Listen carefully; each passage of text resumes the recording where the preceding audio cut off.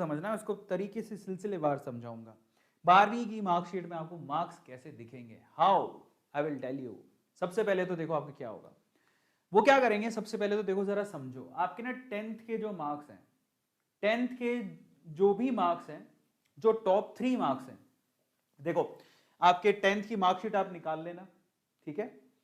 और आपको उसमें टॉप 3 मार्क्स, जैसे मान लो लैंग्वेज 1 में आपके 70 मार्क आए हैं, लैंग्वेज 2 में 65 आए हैं, साइंस में 80 आए हैं, मैथ्स में 60 आए हैं, सोशल स्टडी में 65 आए हैं। तो इनके जो टॉप मार्क्स कौन से हैं जरा देखो, एक तो 80 टॉप 3, एक तो 80 है, 70 है और 65 है, सबको जोड़ेंगे तो 70 + 80 + 65 जोड़ लिया 215, और एवरेज निकालनी है, 3 से डिवाइड करोगे तो कितना आ रहा है 21.5।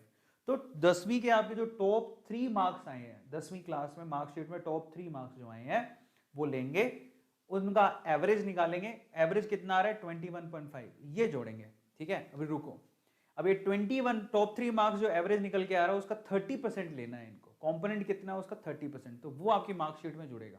आ रहा है आपको समझ में? तो सिंपल है, अपनी मार्कशीट ले लो, टॉप 3 जिसमें आपके मार्क्स आए हैं उनकी एवरेज निकाल लो, उसका 30% मार्क्स आपके जुड़ेंगे, ठीक है। तो जरा आप चेक कर लो, मतलब इसका ये जो है ना 30% ऑफ 3 हाईएस्ट, समझ में आ गया? ये कंपोनेंट एवरेज निकाला आपने, यही आपके on an average marks 10th class के आपके मार्कशीट में जुड़ के आएंगे। तरीका बता रहा हूं आपको। तो क्या किया जरा देखो, इन्होंने सिंपल एक काम किया, आपके जो ऑन एन एवरेज निकल के आ रहा था 21.5, ये आपका जुड़ गया, क्लास 10th का आपका जुड़ गया 21.5 21.5 21.5 जुड़ गया। अब फिर आप क्लास 11th पर जाओगे, क्लास 11th की आपके मार्कशीट में भी मार्क्स जुड़ के आएंगे। कैसे? मतलब ये अभी तो 80 की कैलकुलेशन हो रही है, 100 मार्क के आपके 12th में पेपर होते हैं, 20 मार्क आपके स्कूल वाले देंगे, 80 मार्क आपको कैसे मिलेंगे? 10वीं क्लास की 3 टॉप एवरेज वो निकाल के जुड़ गई। आप 11th क्लास पर आ जाओ, 11th क्लास के आपके मार्क्स कैसे आए थे? मान लो कि लैंग्वेज 1 में 50 आए, 2 में 75 आए, फिजिक्स में 55, केमिस्ट्री में 65, बायोलॉजी में 75, 11th पास करी है तो आपको मार्कशीट तो मिली होगी। इसका 30% कैलकुलेट करो आप डायरेक्टली, तो 50 का 30% कितना होता है, 75 का 30% कितना होता है, 55 का 30% कितना होता है, 65 का 30% कितना होता है, 75 का 30% कितना होता है, कर लिए कैलकुलेट।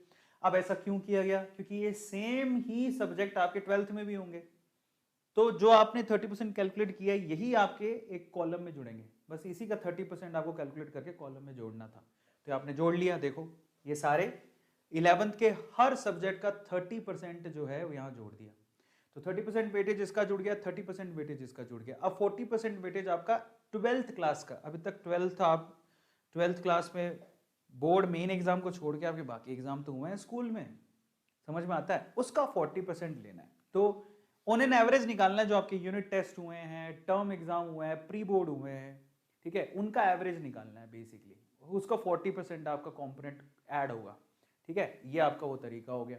तो जैसे मान लो आप 12th क्लास में आपके लैंग्वेज 1 में यूनिट सेल और सबके एवरेज निकाल के 55 मार्क्स बन रहे हैं, इसके अंदर 77 बन रहे हैं, फिजिक्स में 63 बन रहे हैं, केमिस्ट्री में 80 बन रहे हैं, बायोलॉजी में 76 बन रहे हैं। अब ये जितने भी मार्क्स है उसको 40% लेना है, 30 नहीं 40%, ये 40% है, ध्यान रखना। सो दिस इज 40%, मैं करेक्शन कर देता हूँ। तो 12th में जितने भी आपका हुआ है उसका 40% कैलकुलेट करना आपको, ठीक है।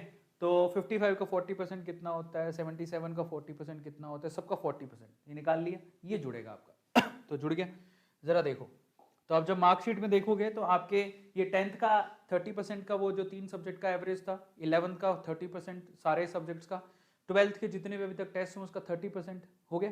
अब सबको जोड़ो, इनको जोड़ो, कितना आ रहा है 59, इसको जोड़ो कितना आ रहा है 75, जोड़ते जाओ 63 73 75, ये कितने में से? 80 में से। ये आपको कहां से मिले हैं? ये आपको स्कूल से मिलेंगे, आपके प्रैक्टिकल से, या स्कूल में, स्कूल के भी हाथ में 20 नंबर होते हैं ना, तो ये वो नंबर है आपके। एक टेस्ट तो हुआ जो भी हुआ है आपका, ठीक है, उसमें जो भी आपके नंबर आए हैं वो मतलब स्कूल से जो 20 मार्क का जाता है वो वाला सीन है। तो आप सबको जोड़ दो, 59 + 19 78, 75 पर 18 93, इस तरह से सबको जोड़ दिया, तो ये आपके फाइनल मार्क्स हैं। ये इस तरह से होगा, ये सारे फाइनल मार्क्स हैं, टोटल आया 439।